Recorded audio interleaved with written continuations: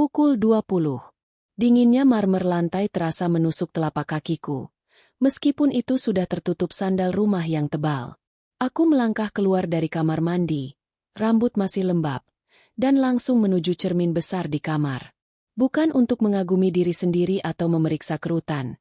Tetapi untuk memastikan diriku terlihat lelah, pasif, dan, yang paling penting, tidak mencurigakan.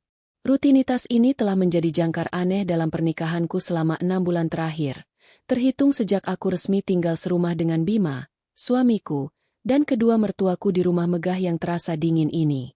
Sayang, sudah siap. Suara Bima, selalu lembut dan menenangkan, terdengar dari ambang pintu kamar. Wajahnya, tampan dengan rahang tegas dan senyum yang hanya sedikit mencapai mata, terlihat seperti suami idaman yang digambarkan dalam novel romantis murahan. Namun, di balik lembutan itu, ada ketegasan yang tak pernah bisa kubantah, terutama mengenai satu hal, pil vitamin malam. Aku menoleh dan tersenyum, senyum yang terasa seperti ditarik paksa oleh otot-otot yang menegang. Sudah, Mas, hanya tinggal menyisir sedikit. Bima masuk, membawa nampan kecil perak. Di atasnya, tergeletak satu gelas air putih dingin dan 3 butir pil dengan warna berbeda. Satu putih kecil, satu kuning cerah, dan satu lagi kapsul transparan berisi bubuk hijau pucat. Ibu dan bapak menunggumu di ruang depan. Sayang, mereka bilang ingin memastikan kamu minum di depan mereka malam ini. Biasalah, kekhawatiran orang tua, katanya sambil meletakkan nampan itu di meja nakas. Ia mengedikkan bahu, mencoba membuat hal ini terdengar sepele. Namun, di matanya, aku melihat kilasan gugup yang cepat berlalu, seperti bayangan yang melintas di jendela. Kekhawatiran orang tua? Itu alasan yang sama yang telah mereka gunakan selama 6 bulan. Aku tahu pil-pil itu, yang mereka sebut sebagai vitamin untuk kesuburan, suplemen agar tidur nyenyak, dan penguat daya tahan tubuh, sama sekali bukan hal biasa. Kami berjalan menuju ruang keluarga. Ruangan itu luas, dengan sofa beludru mewah dan lampu kristal yang memancarkan cahaya kekuningan. Di sana, duduklah mertuaku, Bapak dan Ibu Dirgantara. Bapak Dirgantara adalah seorang pria parubaya yang tenang, seorang pensiunan pejabat tinggi yang kata-katanya jarang, tetapi setiap ucapannya selalu berbobot dan mengikat. Ibu Dirgantara, sebaliknya, adalah wanita yang perawakannya anggun dan halus, namun matanya selalu menatapku dengan intensitas yang membuatku merinding. Tatapan itu seolah menembus lapisan kulitku, menilai setiap denyut nadiku. Nah, menantu kesayangan ibu, sambut Ibu Dirgantara dengan senyum yang tidak sampai ke sudut matanya. Kemarilah, nak, ini, minum pilnya. Jangan lupa, ya. Ini penting sekali untuk kamu dan masa depan keluarga kita. Aku duduk di sofa tunggal yang berhadapan langsung dengan mereka. Cahaya lampu menyorot tepat ke arahku, membuatku merasa seperti sedang diinterogasi. Bima mengambil nampan dari meja nakas dan menyodorkannya kepadaku. 3 pil aneh itu terlihat begitu polos, tetapi entah mengapa, mereka terasa seperti 3 buah peluru di telapak tanganku. Terima kasih, Bu, Pak. Kataku, mencoba membuat suaraku terdengar seramah mungkin. Aku memasukkan ketiga pil itu ke mulutku, satu persatu. Pil putih, pil kuning, dan kapsul hijau. Aku meneguk air. Rasa pahit yang bercampur dengan rasa tepung segera memenuhi rongga mulutku. Aku berusaha menelan semuanya dengan cepat, tetapi sepasang mata Ibu Dirgantara, dan kini diikuti oleh Bima dan Bapak Dirgantara, mengawasiku dengan begitu saksama. Mereka menunggu. Ketegangan di udara terasa begitu pekat sehingga aku hampir bisa merasakannya. Itu bukan hanya ketegangan karena menunggu seseorang menelan obat. Itu adalah ketegangan dari orang-orang yang menunggu hasil. Setelah air habis dan pil-pil itu dipastikan telah meluncur ke tenggorokanku, wajah mereka seketika berubah. Garis-garis kekhawatiran yang samar di wajah Bima melunak. Ibu Dirgantara menghela napas panjang, seolah baru saja menahan napas selama 1 menit penuh. Bapak Dirgantara mengangguk kecil. Puas. Bagus. Nak, sekarang istirahatlah, ujar Bapak Dirgantara. Suaranya kembali datar dan berwibawa. Tidurlah yang nyenyak. Jangan sampai begadang. Ya, nak. Jangan banyak berpikir. Biarkan pil itu bekerja. Tambah Ibu Dirgantara. Kali ini senyumnya tampak lebih tulus, namun tetap saja terasa dingin. Bima membawaku kembali ke kamar. Selama perjalanan singkat itu, ia menggenggam tanganku erat-erat, seolah takut aku akan lari. Tidurlah, sayang. Aku harus membantu Bapak memeriksa laporan sebentar di ruang kerjanya. Bisik Bima, mengecup keningku sekilas. Kalau ada apa-apa, panggil saja. Dan kemudian, yang paling penting, yang selalu menjadi penutup sandiwara malam ini, ia memastikan aku telah berbaring di tempat tidur, menyelimutiku dengan rapi, dan menungguku hingga mataku mulai terpejam. Aku menutup mata, tetapi tidak tidur. Aku merasakan tatapan Bima mengunci wajahku. Waktu terasa melambat. Aku pura-pura menggeser posisi, mendengkur samar, menirukan pernapasan yang dalam dan teratur. 5 menit, 10 menit, 15 menit. Baru setelah ia yakin aku telah masuk ke alam mimpi, atau lebih tepatnya, setelah ia yakin efek pil itu telah mulai bekerja, barulah ia berdiri. Ia berjalan ke pintu, menoleh sekali lagi untuk memastikan, dan kemudian menutup pintu kamar dengan sangat, sangat pelan. Di balik mataku yang terpejam, aku tahu, mereka tak sabar untuk menungguku tidur. Ketidakjelasan di balik tatapan lega mereka, keanehan ritual harian ini, dan terutama, rasa kantuk yang selalu datang mencekiku persis 15 menit setelah menelan pil itu, semuanya telah menumpuk menjadi sebuah teka-teki. Malam ini, aku memutuskan untuk menemukan jawabannya. Malam itu, saat keheningan rumah besar itu mulai menelan semuanya, aku membuka mata. Gelap. Jantungku berdebar tak karuan. Sebuah simfoni kecurigaan yang membuatku sulit bernapas. Pil itu. Apa isinya sebenarnya? Dan mengapa mereka harus menungguku tertidur sebelum mereka bisa melanjutkan aktivitas mereka? Pertanyaan-pertanyaan itu berputar, mendesakku untuk bertindak. Malam ini, aku tidak akan tidur. Aku akan pura-pura minum, pura-pura tidur, dan mengawasi mereka. Aku harus tahu. Setelah malam di mana aku merasakan tatapan lega yang begitu intens dari Bima dan mertuaku, kepalaku dipenuhi kabut kecurigaan yang tebal. Aku tetap menjalani hari-hari seperti biasa, berinteraksi dengan mereka sebagai istri dan menantu yang patuh dan sedikit linglung, persis seperti efek samping pil yang kurasakan. Namun, di balik senyum dan anggukan setuju, pikiranku kini bekerja dengan cepat, menyusun rencana untuk membongkar misteri ini. Aku tahu bahwa untuk mendapatkan bukti, aku harus berhadapan langsung dengan sumber masalahnya, pil-pil itu sendiri. Tugas pertama dan yang paling mendesak adalah mengidentifikasi ketiga pil aneh tersebut.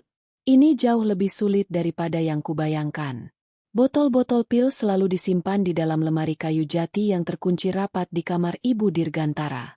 Ibu nyaris tidak pernah meninggalkan kunci kecil itu, menyimpannya dalam tas tangannya yang selalu ia bawa kemanapun. Aku harus menemukan cara untuk mengakses lemari itu tanpa menimbulkan kecurigaan sedikitpun. Kesempatan itu akhirnya datang di tengah pekan, saat rumah sedang hiruk-pikuk mempersiapkan arisan besar keluarga. Ibu Dirgantara sibuk di dapur bersama asisten rumah tangga, meneriakan instruksi tentang dekorasi dan menu.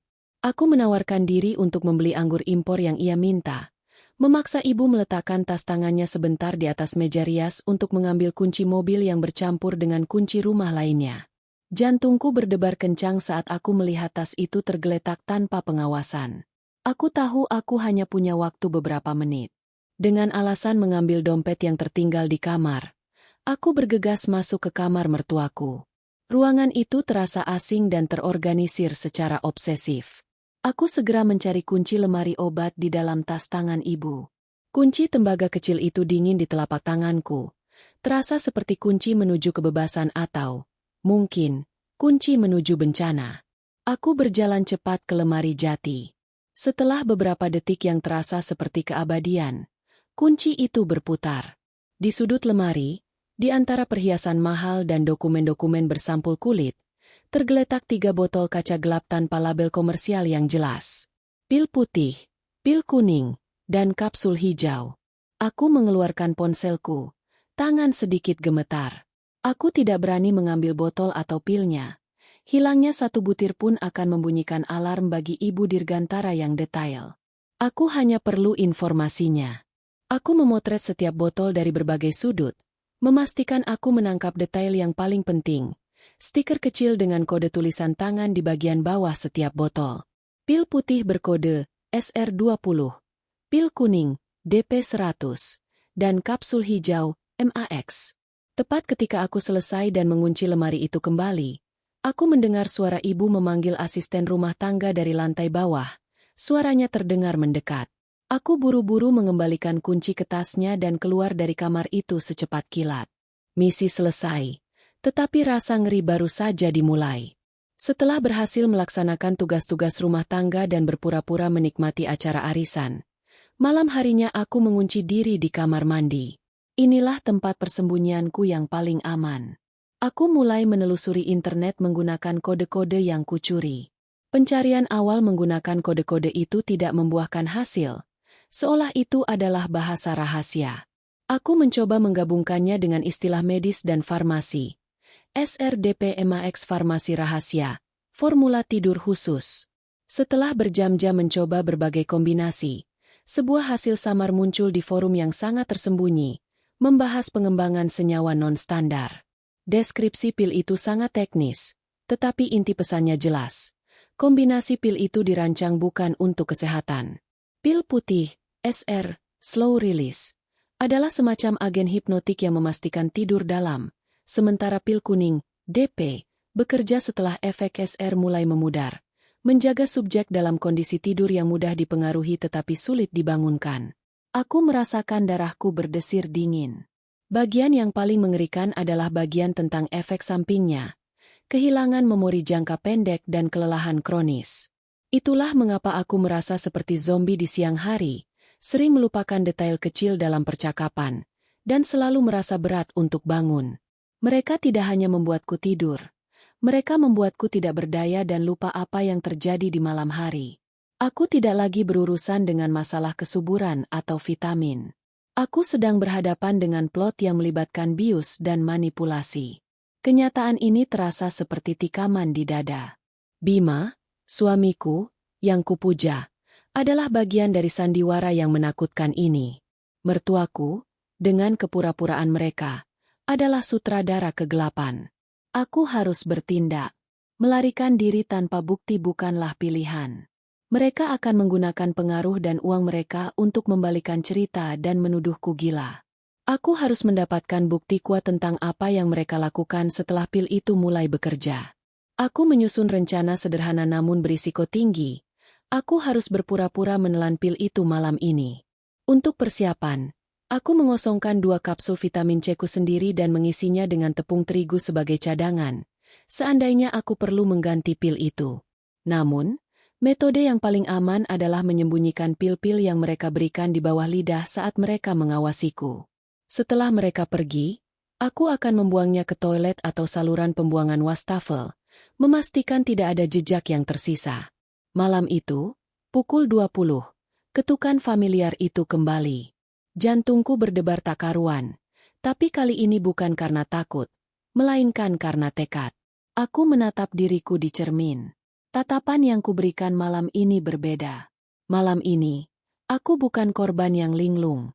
Malam ini, aku adalah mata-mata di rumah sendiri. Aku mengambil napas dalam-dalam. Sayang, sudah siap. Suara Bima terdengar memanggil dari luar. Senyuman manisnya kini terasa menjijikan.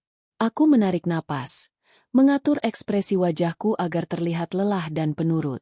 Iya, Mas. Aku datang. Aku melangkah menuju ruang keluarga, bersiap untuk sandiwara terbesar dalam hidupku. Aku melangkah ke ruang keluarga. Kehangatan palsu dari cahaya lampu kristal langsung menyambutku, tetapi kehangatan itu gagal menembus lapisan dingin kecurigaan yang membungkus diriku. Bima dan mertuaku sudah duduk di sofa bludru mereka, menunggu. Ketegangan di antara mereka, yang dulu kuanggap sebagai kehati-hatian, kini kutafsirkan sebagai antisipasi yang kejam. Mereka menunggu momen ketika aku tidak sadarkan diri, menunggu sandiwara malam mereka bisa dimulai. Nah, Ini dia menantu kesayangan kita. Sapa Ibu Dirgantara. Suaranya terdengar lembut namun penuh kontrol. Ia menunjuk ke nampan perak yang sudah tersedia, lengkap dengan 3 pil dan segelas air. Minumlah, nak, biar tidurmu nyenyak dan impian kita segera terwujud. Aku duduk, menjaga jarak mental yang sangat besar. Aku tersenyum, senyum yang terasa seperti topeng yang terbuat dari kaca tipis, rentan pecah kapan saja. Terima kasih, Bu. Aku memang sudah sangat lelah hari ini. Bima mengambil pil-pil itu, memastikan aku melihat setiap butirnya, lalu menyerahkannya kepadaku. Pil putih kecil, pil kuning cerah, dan kapsul hijau pucat. Di tanganku, mereka terasa panas dan menjijikkan, bukan lagi sebagai vitamin, melainkan sebagai racun yang dirancang untuk membungkam kesadaranku. Aku harus berhati-hati. Mereka sangat teliti. Aku harus memastikan bahwa ketika aku mengangkat gelas, kepala sedikit mendongak, mereka yakin pil itu telah melewati tenggorokanku. Aku memasukkan ketiga pil itu ke dalam mulutku secara berurutan. Pil putih duluan, diikuti pil kuning, dan terakhir kapsul hijau. Segera, aku menggeser lidahku dengan ahli, menekan ketiga pil itu rapat-rapat di bawah lipatan pipi bagian bawah. Trik lama dari masa kecil saat aku pura-pura minum obat pahit. Aku meraih gelas air. Aku mengangkat gelas itu tinggi-tinggi, meneguk sedikit air. Saat air memasuki mulutku, aku menggerakkan tenggorokan seolah-olah sedang menelan. Tetapi air itu hanya melumasi pil yang tersembunyi. Aku meneguk lagi, kali ini lebih banyak, membuat gerakan menelan yang meyakinkan. Aku bahkan memejamkan mata sejenak, menirukan sensasi pahit yang selalu menyertai penelanan pil-pil tersebut. Selesai. Aku meletakkan gelas kosong itu dengan bunyi klak pelan. Sudah semua, nak? Tanya Bapak Dirgantara. Meskipun nadanya datar, ada nada mendesak yang tersembunyi di sana. Sudah, Pak. Semuanya sudah. Jawabku, memastikan suaraku tidak terdengar serak karena berusaha menahan air liur yang mulai melarutkan lapisan tipis pil itu. Wajah mereka menunjukkan respons yang familiar, kelegaan yang tiba-tiba, seolah beban berat baru saja diangkat dari bahu mereka. Bima menghela napas lega yang nyaris tak terdengar. Bagus. Pergilah istirahat, ujar Ibu Dirgantara, memberiku senyum penuh arti. Tidur yang nyenyak. Ya, kami akan membereskan sedikit urusan keluarga di ruang kerja. Mereka jelas ingin aku segera pergi, segera tidur. Aku menyambut kesempatan itu. Baik, aku ke kamar dulu kalau begitu, kataku. Bima mengantarku kembali ke kamar. Seperti biasa, kami berjalan perlahan. Di sepanjang lorong, aku berusaha keras menjaga ekspresi wajahku tetap tenang, tetapi aku merasakan sensasi seperti ada batu besar yang tersangkut di pipiku. Pil-pil itu terasa semakin licin. Sesampainya di kamar, Bima sekali lagi melakukan ritualnya. Ia memastikan aku berbaring, menyelimutiku dengan selimut tebal, dan merapikan rambutku dari wajahku. Tidurlah, sayang. Aku akan segera menyusul, setelah membantu Bapak sebentar, bisiknya. Aku menutup mataku. Aku mulai berakting. Aku mengatur pernapasan agar terdengar dalam dan teratur, seolah aku sudah mulai terpengaruh oleh obat. Aku membiarkan tubuhku rileks sepenuhnya di bawah selimut. Aku bisa merasakan tatapannya yang mengunci wajahku. 1 menit berlalu. 2 menit. 5 menit. Bima tidak bergerak. Ia berdiri di samping tempat tidur, mengawasiku. Rasa pil yang mulai melarut di dalam mulutku membuatku panik. Aku harus membuangnya sekarang, atau risikonya terlalu besar.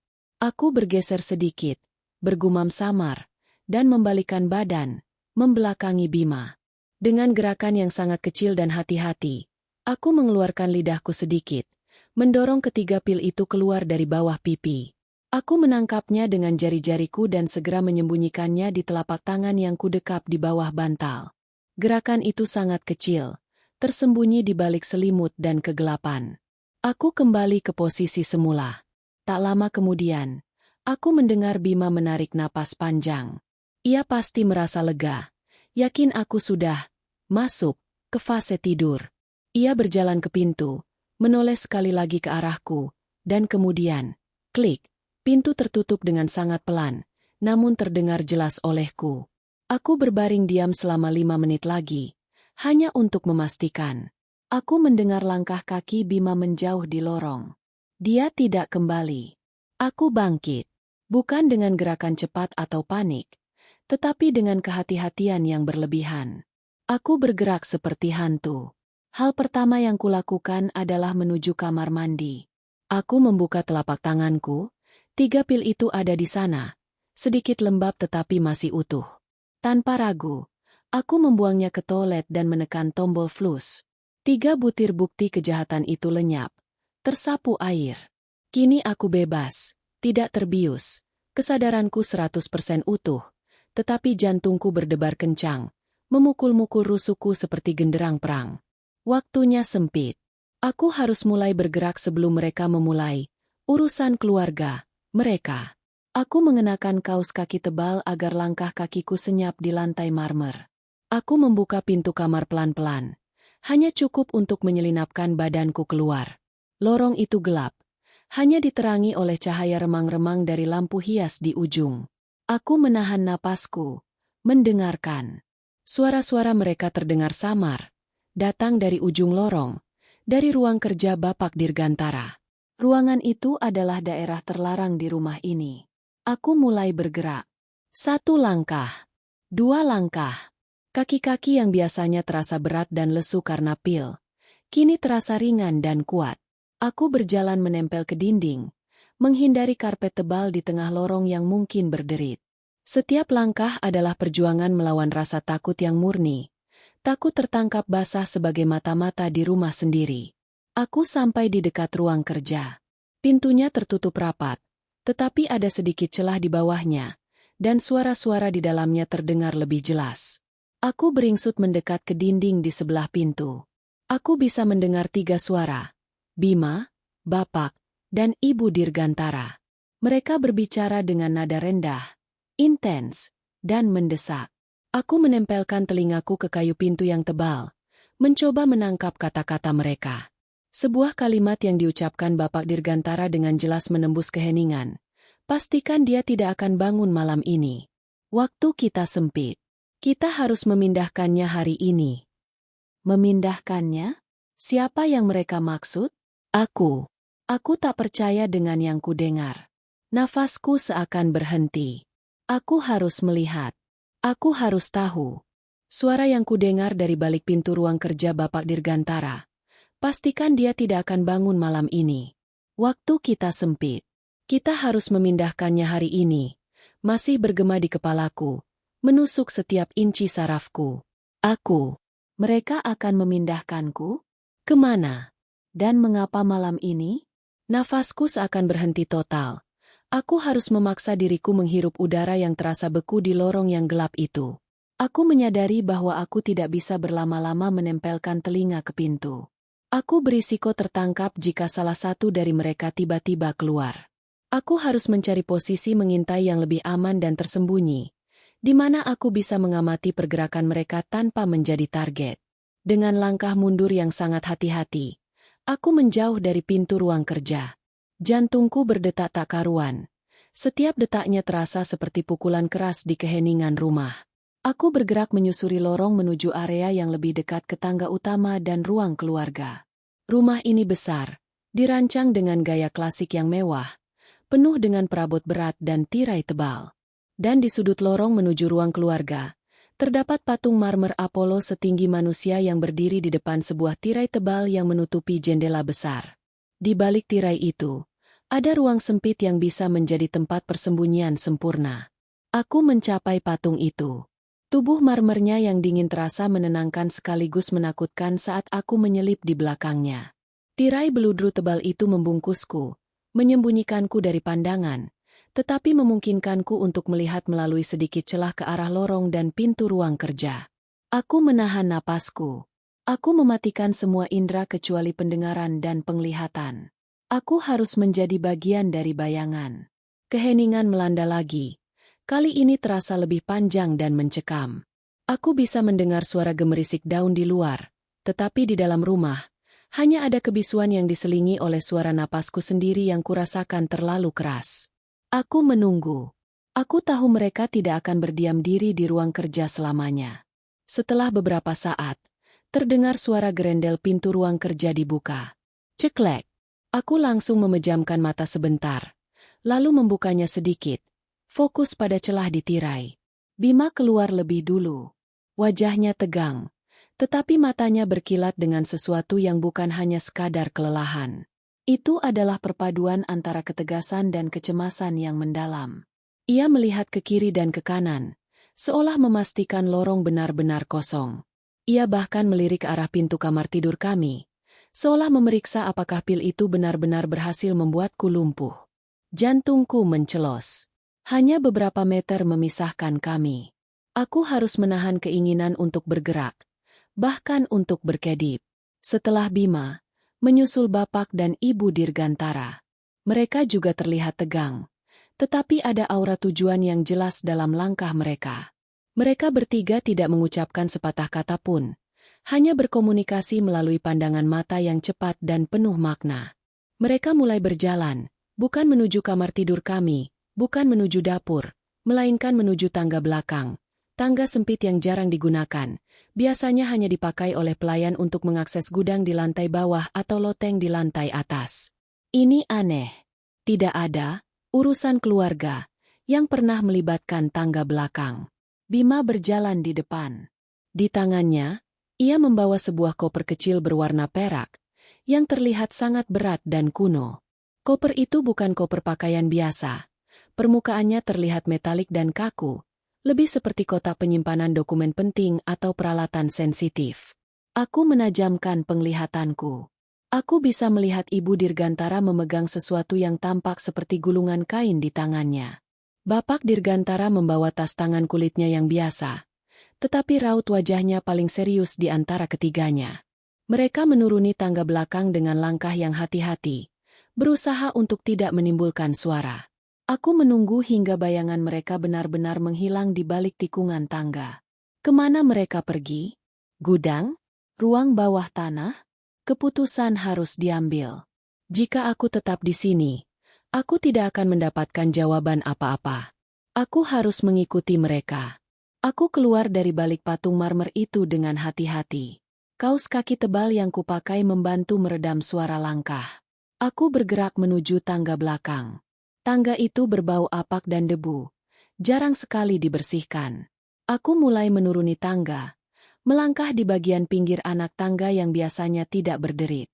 Suara mereka kini terdengar samar dari bawah, bercampur dengan dengungan rendah dari peralatan yang tidak kukenal.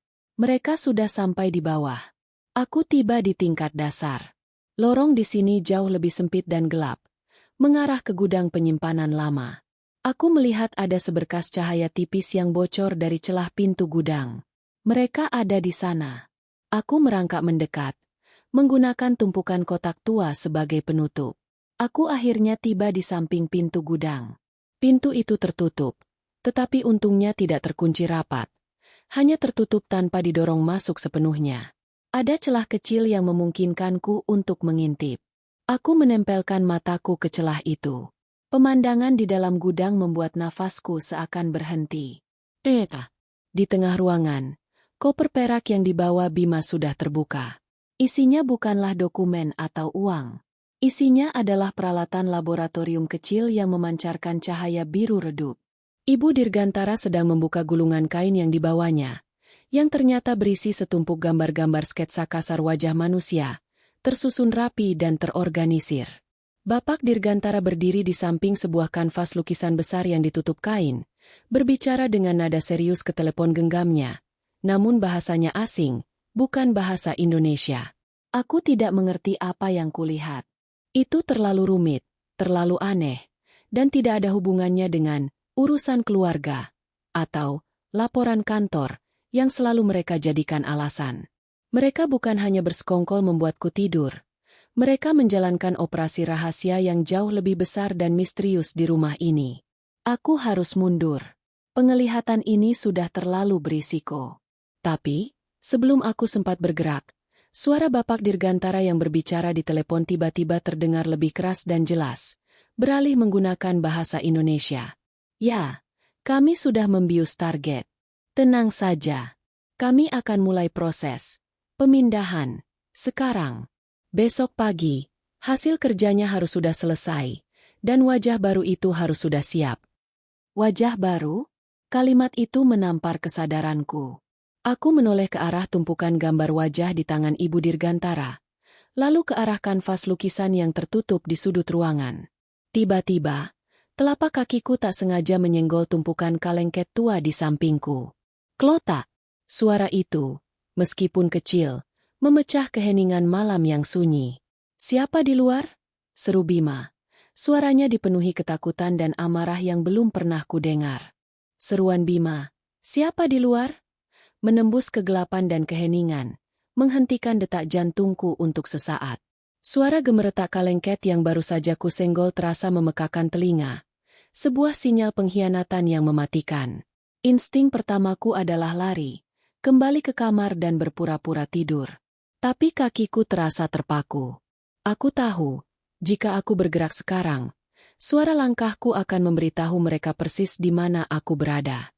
Aku harus tetap di tempat, berharap kegelapan dan tumpukan kotak tua dapat menyembunyikanku. Aku menahan napas, memejamkan mata, dan berdoa dalam hati agar mereka mengira itu hanya kucing atau tikus. "Mungkin tikus, Mas," bisik Ibu Dirgantara. Suaranya sedikit gemetar. "Tidak, Bu.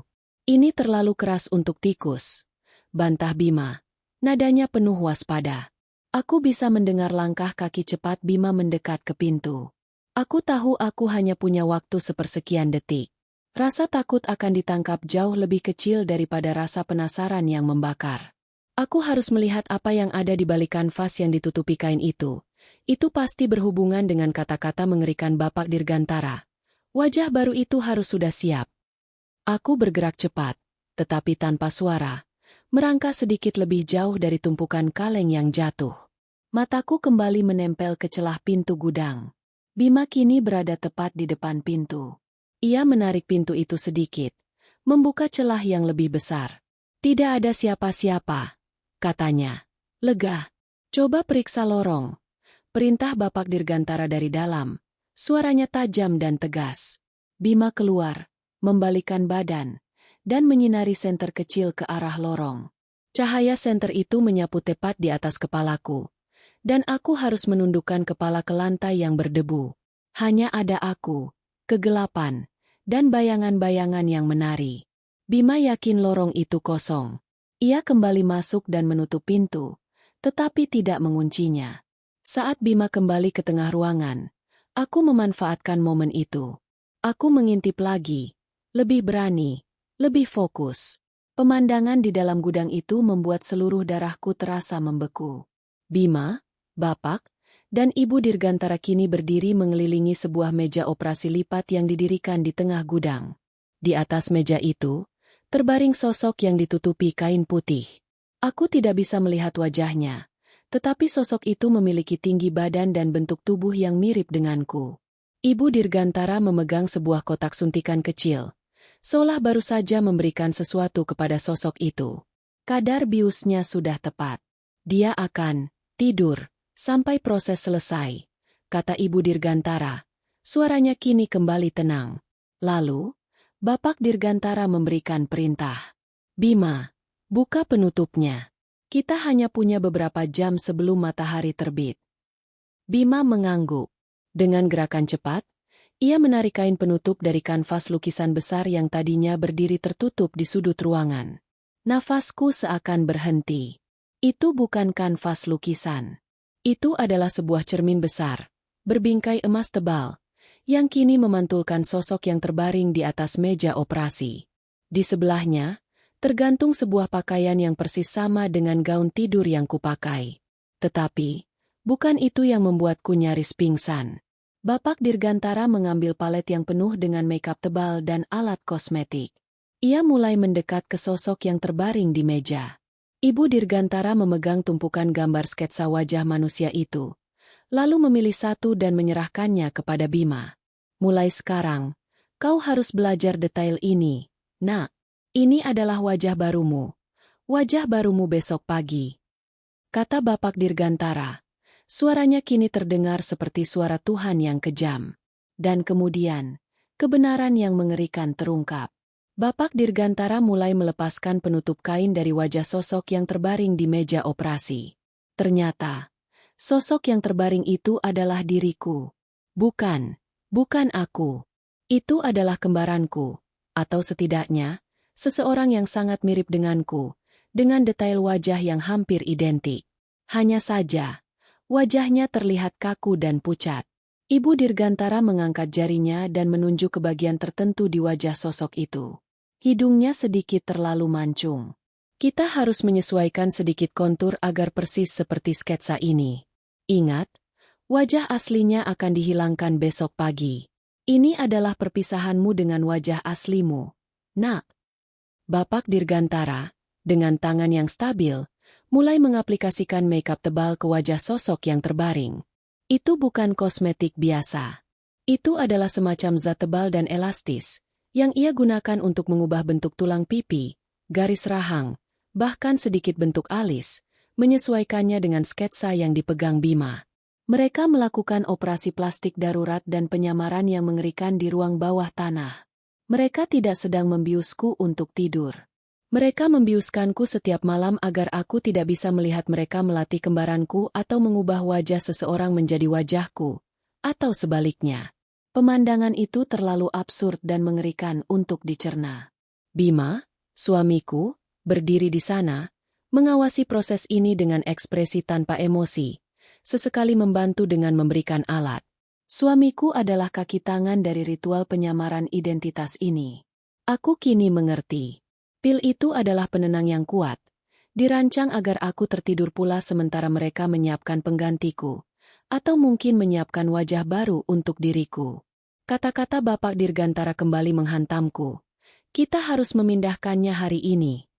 Mereka tidak memindahkanku, tetapi mereka sedang memindahkan identitasku ke orang lain, atau memindahkan wajahku ke orang lain. Aku harus keluar dari sini.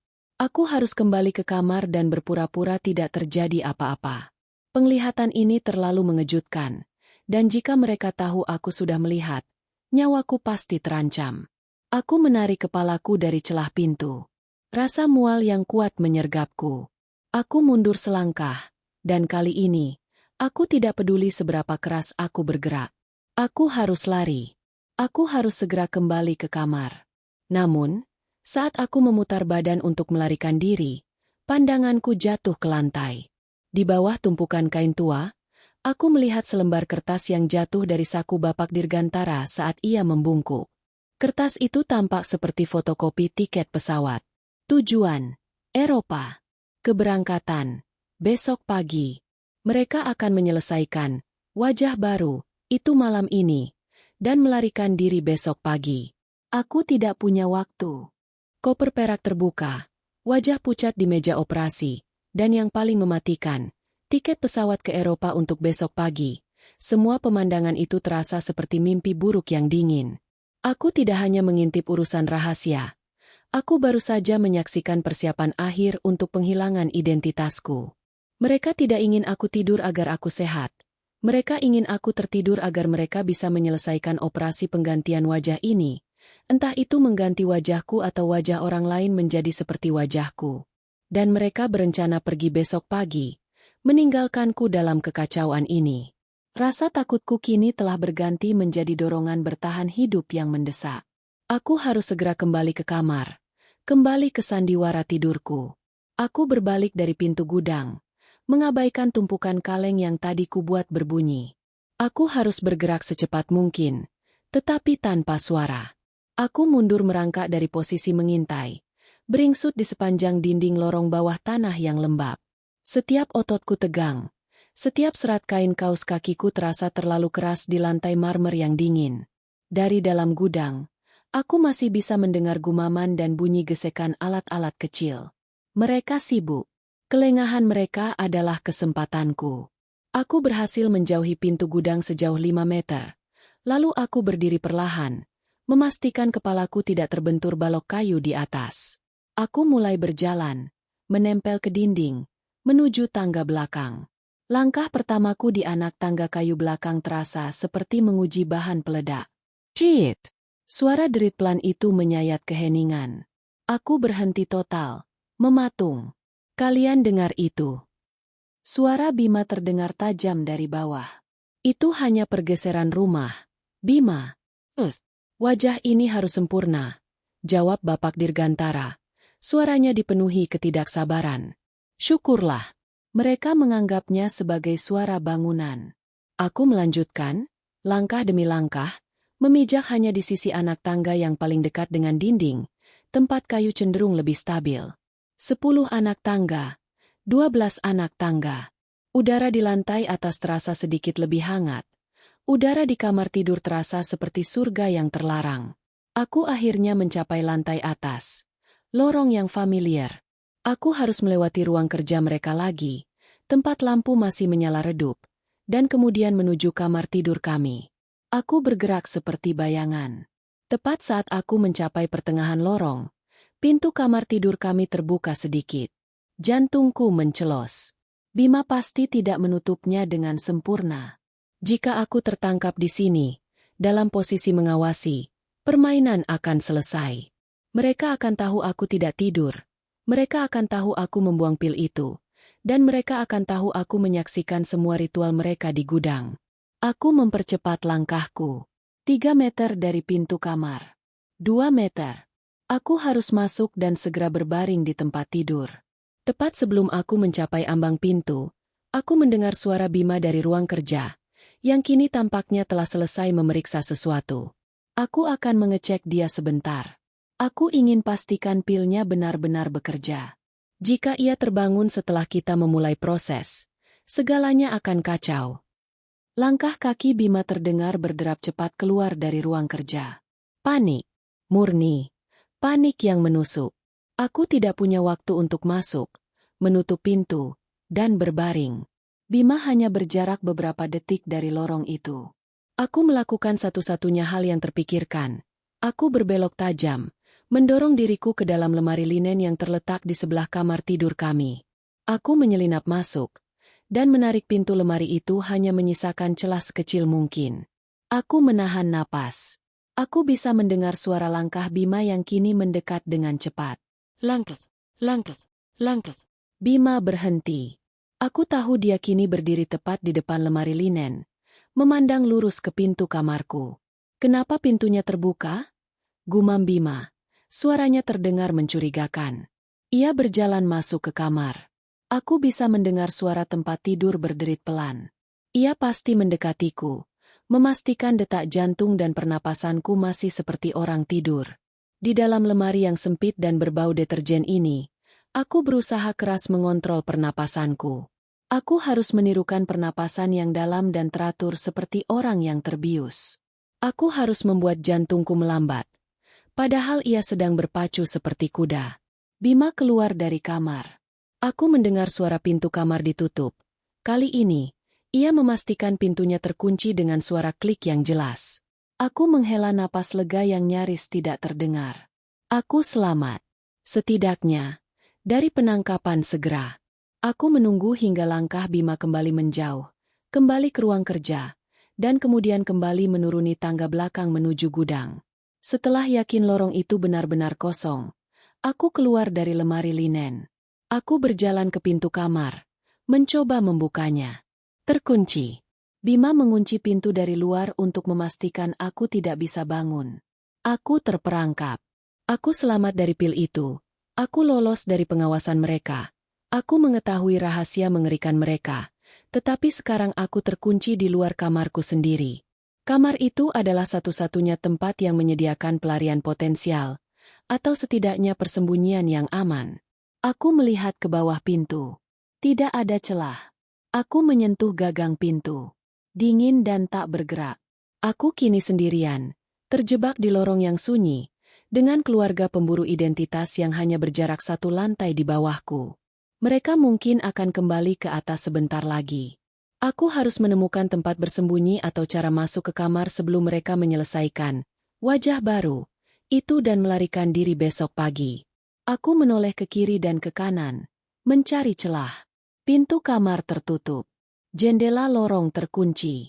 Satu-satunya jalan adalah turun kembali ke bawah, ke arah mereka, atau masuk ke kamar lain. Tapi kamar mertuaku terkunci. Aku menyadari, dengan perasaan yang tenggelam, aku sekarang adalah hantu yang berjalan di rumah ini, dan jika aku tertangkap, aku akan menjadi hantu selamanya. Terperangkap. Kata itu menggema di lorong yang gelap.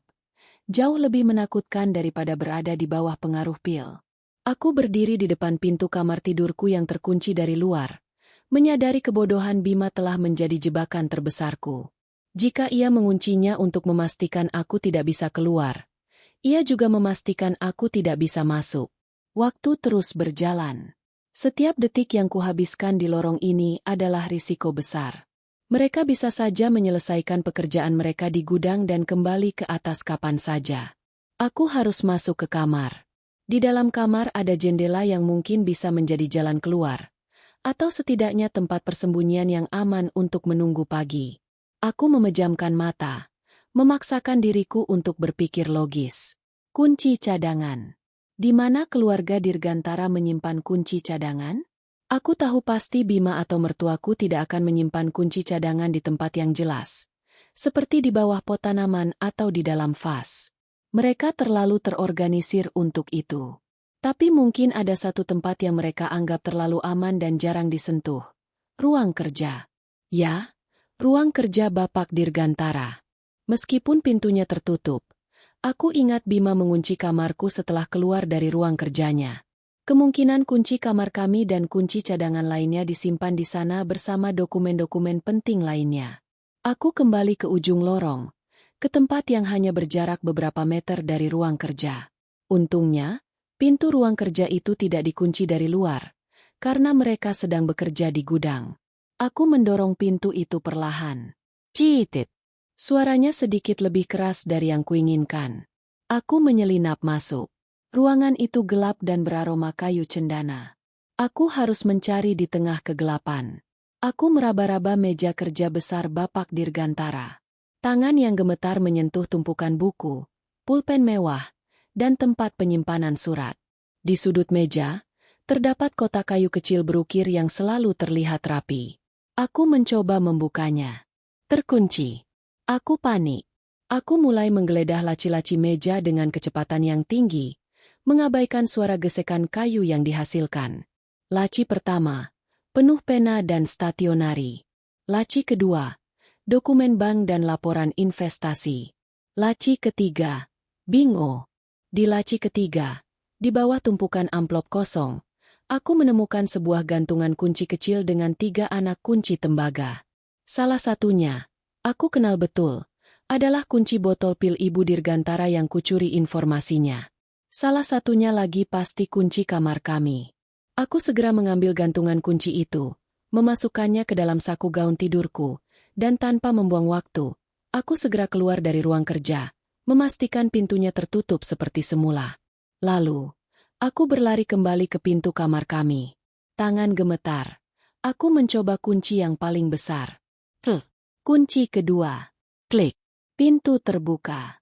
Aku masuk, menutup pintu itu dengan hati-hati dari dalam, dan segera menguncinya lagi. Aku selamat. Aku tidak tidur. Aku duduk di tempat tidur, mencoba memproses kengerian yang kulihat. Sosok itu, makeup tebal yang mengubah kontur wajah, dan kata-kata, wajah baru. Aku harus menyusun strategi. Mereka akan kembali ke atas sebentar lagi, dan aku harus kembali menjadi diriku yang terbius. Aku memaksa diriku untuk berbaring. Aku harus terlihat seperti baru saja melewati tidur yang sangat dalam, efek dari pil yang seolah ku minum. Waktu terasa sangat lambat. Aku mendengar suara langkah kaki mereka menaiki tangga belakang. Mereka kembali. Aku menutup mata, mengontrol pernapasan, dan menunggu. Beberapa menit kemudian, aku mendengar suara kunci dimasukkan ke pintu kamar. Klek klek klek. Suara gerendel diputar. Mereka pasti terkejut karena pintunya sudah terkunci dari dalam. Pintu terbuka, dan cahaya lampu lorong menyinari kamar. Bima dan Ibu Dirgantara masuk. Wajah mereka terlihat lelah, tetapi ada kepuasan yang dingin. Astaga, dia mengunci pintu lagi. bisik Ibu Dirgantara. Mungkin efek pilnya membuatnya parah tadi malam. Sudahlah, Bu. Yang penting proses di bawah sudah selesai. Dia terlihat tidur pulas. Jawab Bima. Aku merasakan kehadiran mereka di samping tempat tidur. Ibu Dirgantara membungkuk dan menyentuh dahiku. Aku harus menahan diri agar tidak bereaksi terhadap sentuhan dinginnya. Ia memeriksa tanganku, seolah memastikan aku masih terbaring kaku. Bagus. Sekarang, kita harus memastikan dia meminum pilnya lagi pagi ini. Jaga sandiwara ini hingga kita pergi besok, kata Ibu Dirgantara. Mereka keluar, dan kali ini, Bima mengunci pintu lagi dari luar. Aku kembali terperangkap, tetapi kali ini, aku memiliki kuncinya. Pagi tiba. Matahari terasa menusuk kelopak mataku. Aku membuka mata perlahan, berakting seperti baru bangun dari tidur yang berat. Tidak lama kemudian, ketukan di pintu terdengar, diikuti suara kunci yang diputar. Bima masuk, membawa nampan sarapan. Selamat pagi, sayang. Tidurmu pasti nyenyak sekali. Sapanya. Ya, Mas. Jawabku. Suaraku sedikit serak. Pil itu benar-benar manjur.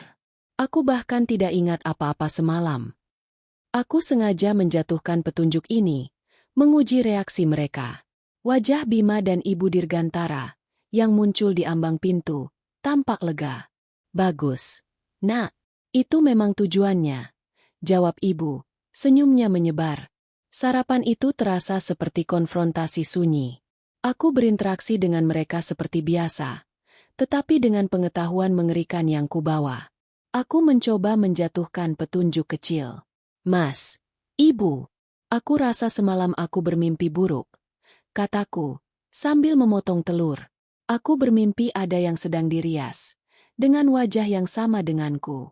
Aneh sekali, ya? Bima hampir menjatuhkan sendoknya. Ibu Dirgantara memandangku dengan tatapan tajam yang dingin. Itu hanya mimpi karena obatmu. Nak, jangan banyak berpikir, kata Ibu Dirgantara. Suaranya dipenuhi ancaman tersembunyi. Aku tahu mereka sudah curiga, tetapi sandiwaraku masih berhasil. Aku berhasil lolos dari malam terburuk. Sekarang, aku hanya punya waktu hingga besok pagi untuk melarikan diri, sebelum wajah baru itu selesai dan tiket pesawat itu digunakan. Aku harus mencari bukti lebih lanjut. Aku harus menemukan apa hubungan antara sosok yang mereka rias itu dengan identitasku. Makan pagi terasa seperti teater yang diisi dengan ketegangan yang hanya kurasakan sendiri. Meskipun Bima dan Ibu Dirgantara berusaha menampilkan kehangatan yang meyakinkan, mata mereka sesekali mencuri pandang ke arahku, mengawasi setiap reaksiku setelah mimpi buruk yang kuungkapkan. Mereka semakin berhati-hati, dan itu membuat misiku mencari bukti menjadi jauh lebih sulit. Aku tahu aku harus bertindak cepat. Tiket pesawat ke Eropa yang kulihat di gudang adalah batas waktu mutlakku. Besok pagi. Sebelum mereka sempat melarikan diri dengan wajah baru itu, aku harus mendapatkan sesuatu yang bisa membuktikan kejahatan mereka. Sesuatu yang lebih dari sekadar kesaksian dari seorang istri yang dituduh mengigau karena obat. Target pertamaku, gudang bawah tanah. Mereka pasti kembali ke sana malam nanti. Sementara itu, aku harus mencari sisa-sisa dari operasi semalam.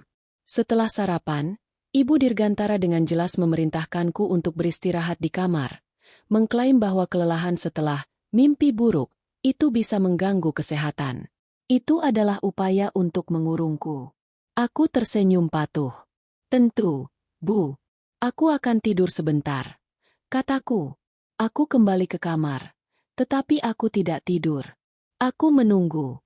Aku mendengar suara mobil Bapak Dirgantara meninggalkan rumah, kemungkinan besar mengurus urusan terakhir sebelum keberangkatan. Bima sibuk di ruang kerjanya, dan Ibu Dirgantara berada di dapur, sibuk berbicara di telepon dengan nada rendah. Ini adalah kesempatanku. Aku mengambil kunci dari saku gaun tidurku, kunci kamar kami, kunci pil ibu, dan satu kunci asing. Aku harus menggunakan kesempatan ini untuk menggeledah kamar tidur mereka.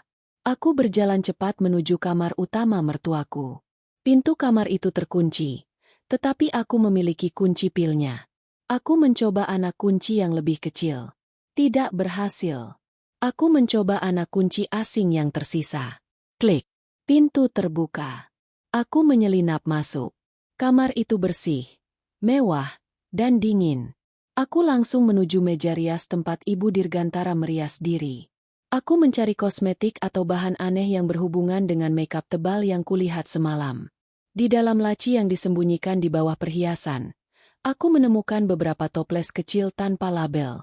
Isinya adalah krim tebal, elastis, dengan warna beige pucat. Aku mengambil toples terkecil, menyembunyikannya di saku bajuku. Ini adalah bukti bahwa mereka menyimpan bahan penyamaran profesional, bukan sekadar makeup biasa. Selanjutnya, aku menuju ke lemari pakaian Ibu Dirgantara. Aku mencari petunjuk tentang sosok yang kulihat di meja operasi. Dan aku menemukannya. Di bagian bawah lemari, tersimpan sepasang kacamata baca dengan frame yang persis sama dengan yang kupakai, tetapi dengan resep yang berbeda. Dan di sebelahnya, ada beberapa pasang pakaian dalam berukuran satu tingkat lebih kecil dariku, dengan merek yang sama persis dengan yang biasa kugunakan. Seseorang sudah tinggal di rumah ini, dipersiapkan untuk menjadi aku. Aku keluar dari kamar mertuaku, menguncinya kembali, dan kembali ke kamar kami, jantung berdebar kencang.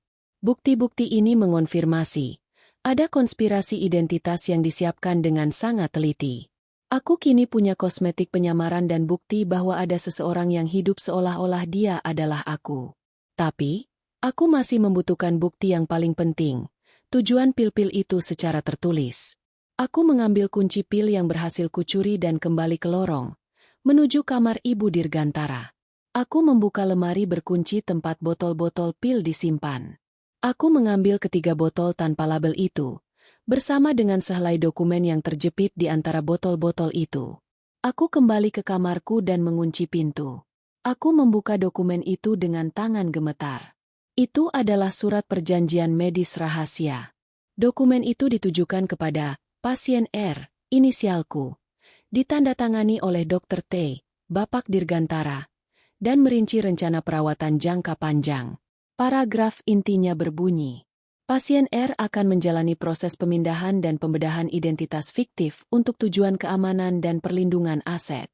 Selama fase persiapan, pasien harus mengonsumsi formula tidur Profound, SR, DP, MAX, setiap malam untuk menjaga kondisi psikis tetap pasif dan mencegah ingatan terbentuk selama jam kerja malam. Pasien R akan dikirim ke fasilitas A di Eropa, sementara klon identitasnya yang telah dimodifikasi akan menggantikan posisinya di Indonesia untuk mengamankan transfer aset. Proses finalisasi wajah baru akan dilakukan pada tanggal yang tertera di bawah. Tanggal yang tertera di bawah adalah hari ini.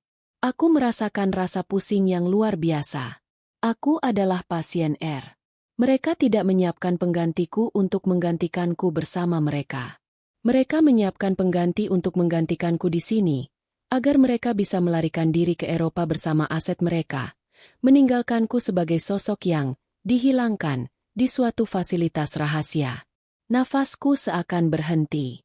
Aku adalah korban yang akan dipindahkan, sementara klon identitasku akan tinggal bersama Bima dan mertuaku untuk menguasai aset. Pil itu adalah persiapan mental dan fisik untuk pemindahan identitas ini. Aku kini memiliki segalanya. Kosmetik penyamaran, bukti adanya sosok pengganti, dan dokumen yang membuktikan rencana penculikan dan pemindahan identitasku. Aku menyembunyikan semua bukti itu dengan aman. Aku melihat keluar jendela. Matahari perlahan mulai tenggelam. Malam ini, mereka akan kembali ke gudang untuk pemindahan terakhir. Dan malam ini, aku harus melarikan diri sebelum mereka berhasil memasukkan pasien R ke dalam koper dan membawaku ke Eropa. Matahari telah tenggelam sepenuhnya. Di luar, keheningan malam mulai menyelimuti rumah besar itu, tetapi di dalam kamarku, badai kecemasan dan kemarahan bergejolak. Aku menatap benda-benda yang kusimpan di bawah bantal, toples krim penyamaran, botol-botol pil, dan terutama, surat perjanjian medis rahasia yang merinci nasibku sebagai pasien R. Bukti itu memberiku kekuatan, tetapi juga batas waktu yang mendesak. Malam ini adalah waktu eksekusi mereka. Aku harus bertindak sebelum mereka datang untukku. Aku tahu aku tidak bisa lari tanpa konfrontasi. Jika aku kabur sekarang, mereka akan tahu bahwa aku telah membaca dokumen itu. Mereka akan segera membatalkan rencana penerbangan dan menggunakan semua pengaruh mereka untuk memburu dan membungkamku selamanya. Aku harus menghadapi mereka, menggunakan bukti ini sebagai kartu trufku, dan mencari jalan keluar yang aman. Aku mengambil keputusan berani. Aku tidak akan menunggu mereka di kamar. Aku akan mencari mereka. Aku memasukkan semua bukti, dokumen perjanjian, toples krim, dan ketiga botol pil ke dalam tas kecil yang kusimpan di balik lemari, siap untuk dibawa lari. Aku memutar kunci dan keluar dari kamar. Aku tahu mereka pasti sedang berkumpul di ruang kerja atau ruang keluarga, melakukan persiapan terakhir. Aku berjalan menuju ruang keluarga. Lampu di sana menyala, tetapi kosong. Aku berjalan lagi, menuju ruang kerja. Pintu tertutup. Aku berdiri di depan pintu ruang kerja yang tebal. Napasku kuhela perlahan, menenangkan gejolak di dada. Ini bukan lagi sandiwara. Ini adalah perjuangan hidup. Aku mengetuk pintu dengan ketukan yang kuat dan sengaja keras. Tok, tok, tok. Hening sejenak. Lalu, suara Bima terdengar, penuh kejutan dan ketegasan. Siapa? Bukankah sudah kukunci? Aku mengabaikan pertanyaannya. Ini aku, Mas. Aku butuh bicara. Sekarang. Suaraku bergetar, tetapi tegas. Aku mendengar suara kursi bergeser di dalam, diikuti langkah kaki cepat. Pintu dibuka, dan Bima berdiri di ambang pintu, wajahnya kaget dan marah. Di belakangnya, ibu dan bapak Dirgantara tampak sama terkejutnya. Ada apa? Kenapa kamu belum tidur? Pilnya. Bima mulai bertanya, tetapi aku memotongnya. Pilnya. Aku tersenyum sinis, senyum yang tidak pernah kulihat di wajahku sebelumnya. Aku mengeluarkan ketiga botol pil itu dari balik punggungku dan menjatuhkannya ke lantai marmer di kaki Bima. Botol-botol itu berdetak keras. Pilnya. Mas, sudah kumasukkan ke toilet semalam. Aku tahu. Aku tidak tidur. Aku tahu semuanya. Wajah Bima berubah pucat pasi. Ia melihat ke belakangnya, ke arah mertuaku, meminta petunjuk. Ibu Dirgantara maju, matanya menyipit menjadi garis tipis yang penuh kebencian. Apa yang kamu katakan, Nak? Jangan mengigau. Masuk ke kamar sekarang. Aku tidak mengigau, Bu, kataku, melangkah masuk ruang kerja tanpa diundang. Aku meletakkan tas berisi bukti di atas meja. Aku tidak mengigau saat aku melihat kalian di gudang bawah tanah semalam. Aku tidak mengigau saat aku melihat wajah baru itu. 3 wajah di depanku kini menjadi topeng kengerian. Bapak Dirgantara, yang biasanya tenang, melompat dari kursinya. Kamu mengawasi kami, desis Bapak Dirgantara. Itu tidak mungkin. Pil itu. Pil itu adalah formula tidur profound, bukan? Untuk menjaga kondisi psikis, pasien R tetap pasif. Kataku, mengutip langsung dari dokumen. Aku mengeluarkan lembaran perjanjian medis rahasia itu, mengibaskannya di udara. Aku juga tahu, Bapak, bahwa pasien R akan dikirim ke fasilitas A di Eropa, sementara klon identitasnya yang dimodifikasi akan menggantikan posisinya di sini untuk mengamankan aset kalian. Pasien R itu adalah aku. Keheningan yang mencekam meliputi ruangan. Aku bisa mendengar napas tercekat Ibu Dirgantara. Bima, yang selama ini diam, akhirnya berbicara. Suaranya pecah. Kamu salah paham, sayang. Kami bisa jelaskan. Ini semua. Jelaskan apa, Mas? Tanyaku. Air mata mulai menggenang, bukan karena sedih, tetapi karena pengkhianatan yang mendalam. Jelaskan bahwa kamu setuju untuk menghilangkan istrimu sendiri demi uang bapakmu?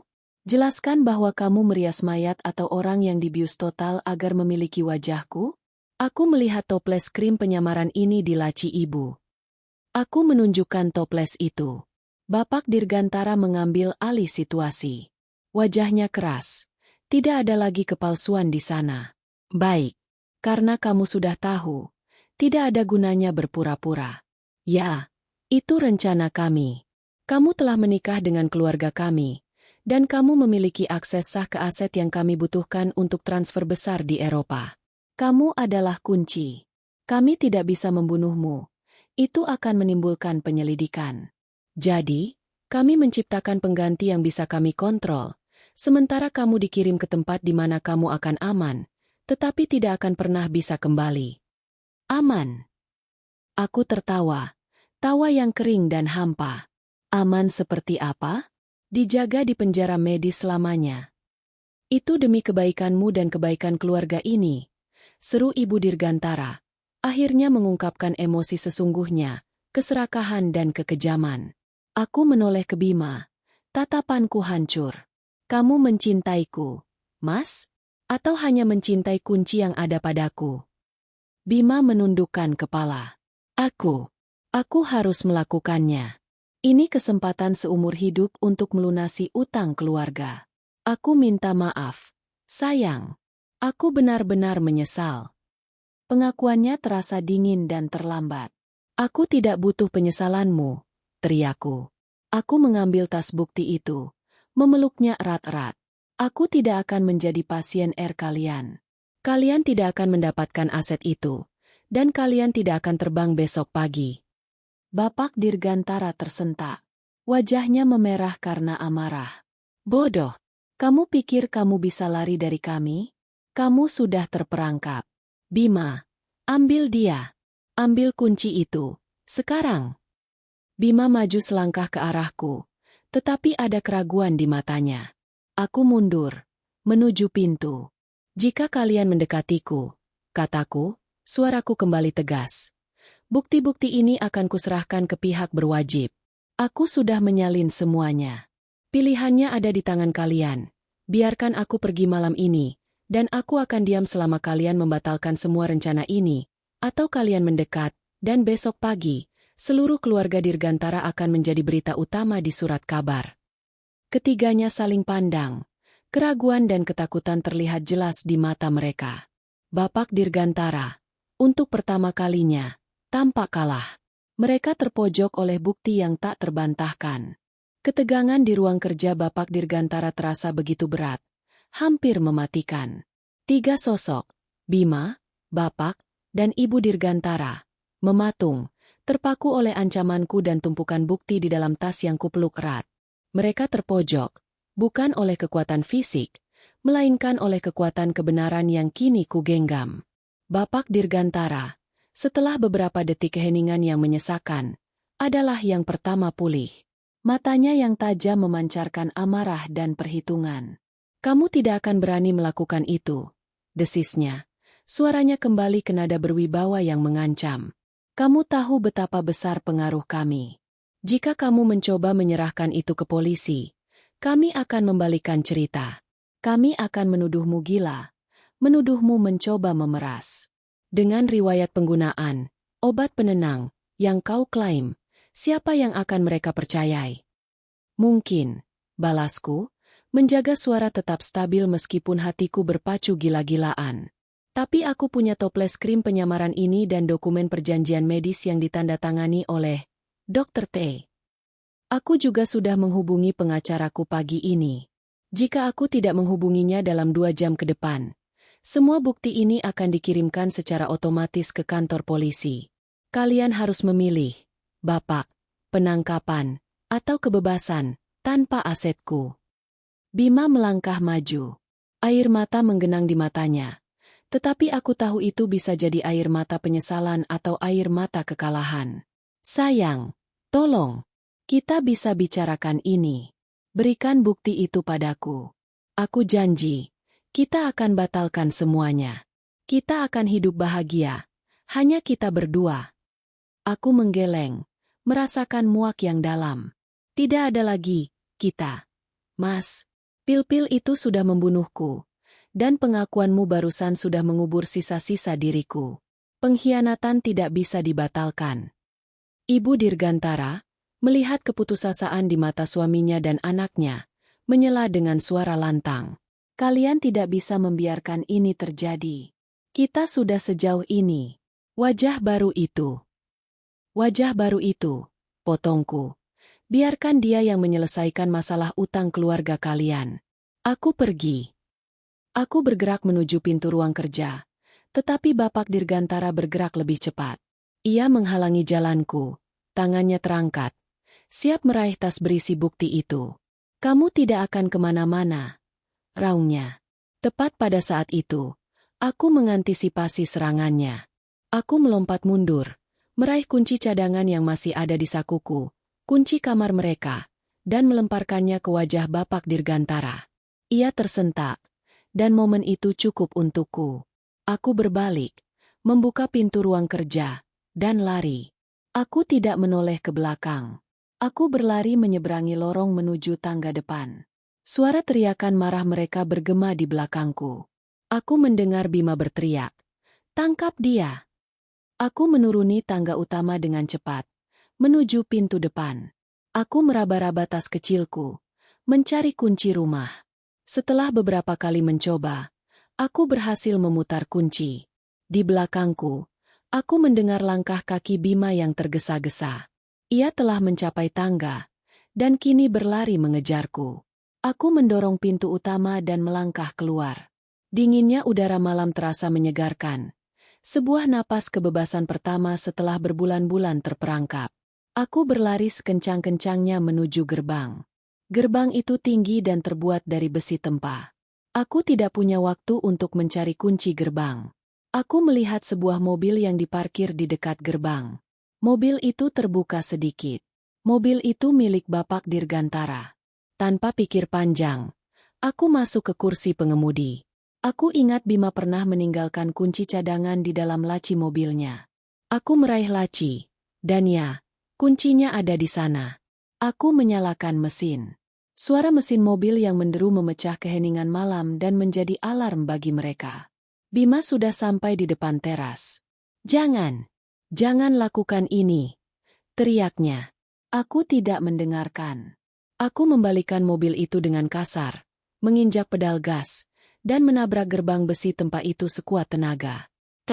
Gerbang itu berderit dan bengkok, cukup untuk menciptakan celah agar mobil bisa lewat. Aku melaju kencang keluar dari halaman rumah Dirgantara. Aku melihat spion, Bima dan mertuaku berdiri di sana, di ambang pintu, tampak kecil dan tak berdaya di depan gerbang yang hancur. Wajah mereka dipenuhi kemarahan, kepanikan, dan kekalahan. Aku terus mengemudi. Hanya setelah 3 blok jauhnya, aku menepikan mobil di pinggir jalan yang ramai, mengambil ponselku, dan menghubungi pengacaraku. Keputusan akhir. Aku tidak kembali. Beberapa jam kemudian, setelah menyampaikan semua bukti dan menceritakan seluruh kisahnya di kantor polisi, aku mengambil keputusan terberat. Aku mengajukan cerai, menuntut pembagian aset yang adil, aset yang memang menjadi hakku dan yang mereka coba ambil. Aku juga mengajukan laporan resmi mengenai upaya penculikan dan penipuan identitas. Aku tidak tahu nasib wajah baru yang terbaring di gudang itu, dan aku tidak ingin tahu. Itu adalah kejahatan mereka. Beberapa minggu kemudian, aku menerima kabar. Penerbangan ke Eropa dibatalkan. Bima dan Bapak Dirgantara diselidiki atas kasus pencucian uang dan penipuan yang berkaitan dengan aset besar, menggunakan dokumen yang kuserahkan. Kasus Pasien R dibuka. Ibu Dirgantara diselidiki atas penyalahgunaan zat berbahaya. Aku memulai hidupku yang baru, seorang wanita yang pernah tidur selama 6 bulan karena kebohongan, tetapi kini terbangun dengan kesadaran penuh. Aku tidak lagi mengonsumsi pil apapun. Aku tidak lagi percaya pada janji manis di balik tatapan penuh harap. Aku telah kehilangan pernikahan, tetapi aku telah menyelamatkan diriku sendiri.